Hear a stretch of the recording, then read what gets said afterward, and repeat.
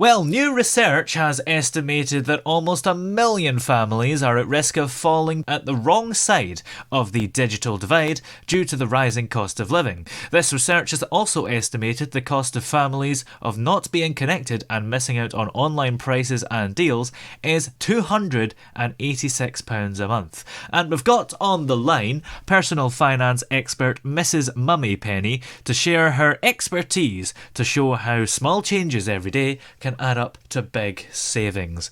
So, good afternoon. How are you today? Good afternoon. Thanks for having me on the show. It's a pleasure to have you here.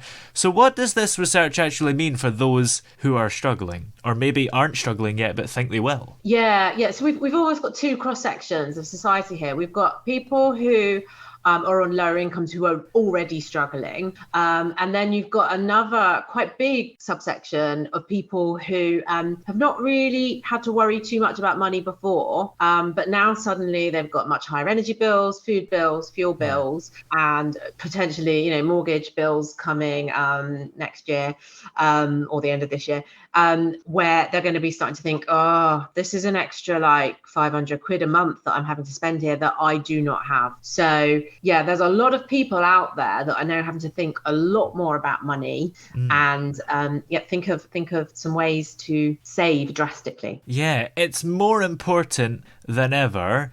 What would your tips be to save money? Because it's probably easier said than done. Money is a scary topic, and a lot of people sort of bury their head in the sand and don't want to sort of address it. But I sort of think that money is a tool. Like if you don't have enough of it, then life's very difficult. If you have enough of it, then you have choices. But it's a tool to sort of get you through life.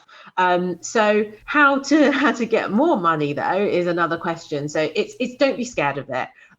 Because it is just this thing. But if you, my first sort of guidance with people is, particularly if you've never looked at your budgets before, is to write a list of all your direct debits, go through your bank statement, write all the things you spend money on each month. Get rid of the stuff that you don't need. There will likelihood always be stuff that you don't need. TV subscriptions, magazine subscriptions, whatever. There'll be lots of that kind of stuff that you don't need.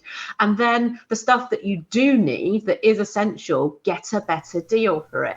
And that's where sort of this, this research and this new social tariff from Vodafone comes in, is that if you are on a lower income and you're on benefits, you can get a social tariff broadband for £12 a month. You can get a mobile phone tariff for £10 a month. This is brilliant value for money. It's true, isn't it? Because I think we don't tend to, or I'll speak for myself, I've probably got loads of subscriptions for things and I don't add up the prices. It would probably be quite shocking if I found out how much it was. And no, absolutely. And we're all in the same, well, a lot of us are in this position where, so I go through mine every 3 months because I know that stuff creeps in. Like I know, for example, at the moment, I've got Amazon Prime and Netflix, and I don't need both of them because I've got a TV license. So I don't need 3 different TV packages. So just cancel the ones that you don't need, and be really strict about it. But I also appreciate that a lot of people out there have, already cut stuff back to the bone. That they've already switched their supermarkets to the cheapest they can. They're down to sort of bread and pasta and potatoes. But it's a whole different scenario for people like that, where the government needs to step in, to be honest. But there's a lot of steps the general public can take to strip some money back out of their budgets and take some control of it, because there's with food and energy in particular, we've got into patterns with how we spend our money with food, for example. So let's say you shop at a middle of the market supermarket and you maybe get one takeaway a week, and you maybe eat out in restaurants like every once in a while. So you might not be able to afford to do that anymore, so you're going to need to maybe switch your supermarket to one of the German ones, and and do fakeaways rather than takeaways. And there's some changes that can be made that you are in control of, and the same goes with energy as well. Like there's a proportion of your energy bill which is standing charge, which is fixed, and then there's a portion which is based on usage, we can use less energy. It's better for the environment and it's better for our bills. So we should be making a concerted effort as a UK population to use a lot less energy anyway. You mentioned the government. We've got a new Prime Minister now.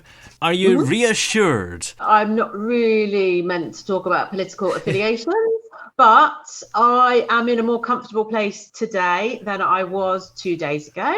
I would prefer a general election, but I also appreciate we need stability, and I am hopeful that Rishi will provide stability.